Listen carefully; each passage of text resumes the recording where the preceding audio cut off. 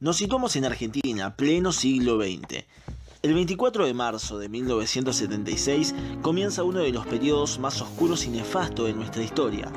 La presidenta constitucional del país, Isabel Martínez de Perón, era derrocada del Poder Ejecutivo Nacional. Nace así la sexta dictadura militar de la Argentina. Este golpe es peculiar, pues cuenta con el apoyo de sectores civiles como la sociedad rural, grupos empresarios y financieros, el sector más conservador de la Iglesia Católica y por supuesto medios de comunicación masivos. También es peculiar porque reúne por primera vez en un golpe a las tres alas militares: Ejército, Armada y Fuerza Aérea. Se implanta un modelo de temor y persecución en todo el ámbito nacional. Miles de personas van a ser secuestradas, torturadas y asesinadas con un injustificable fundamento: la subversión.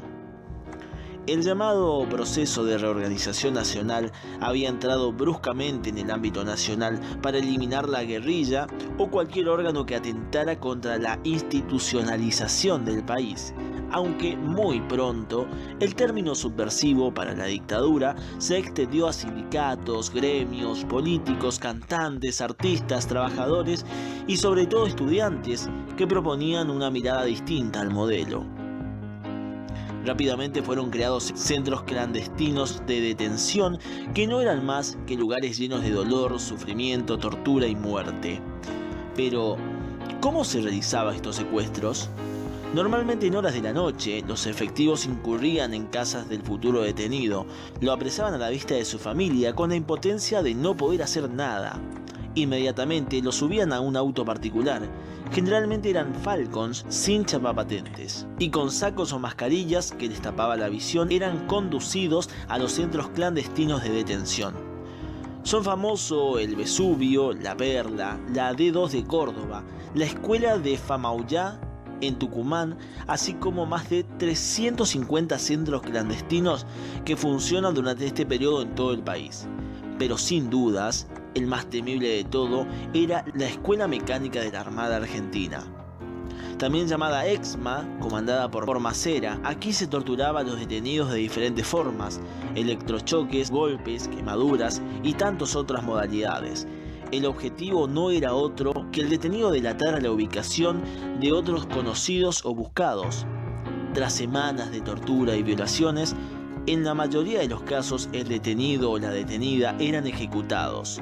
En caso de que la detenida se encuentre embarazada, se esperaba al parto, donde inmediatamente el bebé era apartado de la madre, siendo dado en adopción a familias cercanas a los militares. Y posteriormente la madre también era asesinada. Algunas veces eran fusilados o asfixiados, pero ocultar tantos cuerpos era imposible, por lo que se inventó el método del traslado. Consistía en sedar al detenido, subirlo a un avión y arrojarlo al Río de la Plata. Los vuelos de la muerte tenían la finalidad de deshacerse de los cuerpos de los detenidos, ya que ante la visión de la dictadura, sin cuerpo no hay pruebas y sin pruebas no hay delitos. Pero a pesar del temor, muchos civiles comenzaron a romper con el silencio y la impunidad. Muchos familiares de desaparecidos comienzan a recorrer todas las oficinas públicas en búsqueda de respuesta. Generalmente son madres cuyos hijos están desaparecidos. Pronto la búsqueda individual se convierte en colectiva. Nace así las Madres y Abuelas de Plaza de Mayo.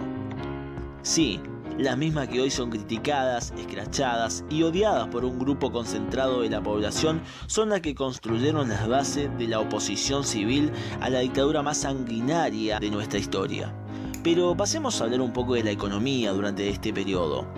El ministro de Economía de Videla, por ejemplo, era Martínez de Hoz, quien implanta en el país un modelo neoliberal que posibilita la libre competencia entre los productos extranjeros y las empresas y pymes nacionales. Elimina además la política proteccionista implantada por Perón y establece una inflación anual de más del 400%, lo que ocasiona cierre de fábricas, desempleo y hambre. El malestar social es controlado con el temor impartido en la sociedad y cortinas de humo con pequeños momentos vacíos de felicidad, como el Mundial 78. Al frente de la dictadura cívico-militar estuvieron diferentes presidentes elegidos por la misma junta militar. El primero fue Jorge Rafael Videla, de 1976 a 1981. Le siguió Roberto Viola, que asumió y decimió en el mismo año, siendo destituido del cargo por la propia Junta. Se suele hablar de este hecho como el golpe dentro del golpe.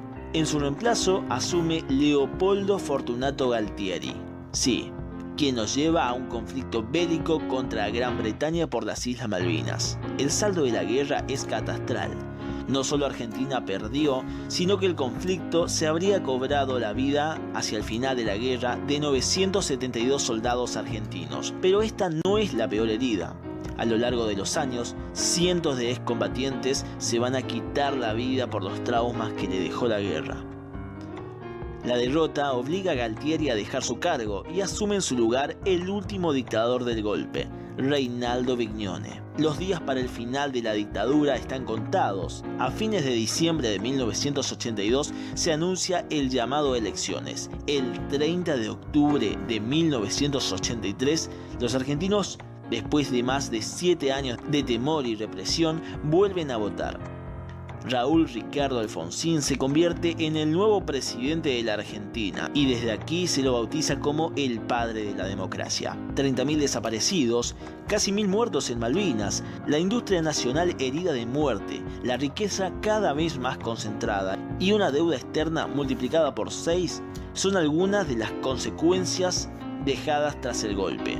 Es por eso que la última dictadura militar puede ser considerada como la noche más oscura de la historia argentina. Muchas de sus consecuencias lo vamos a seguir viviendo 43 años después.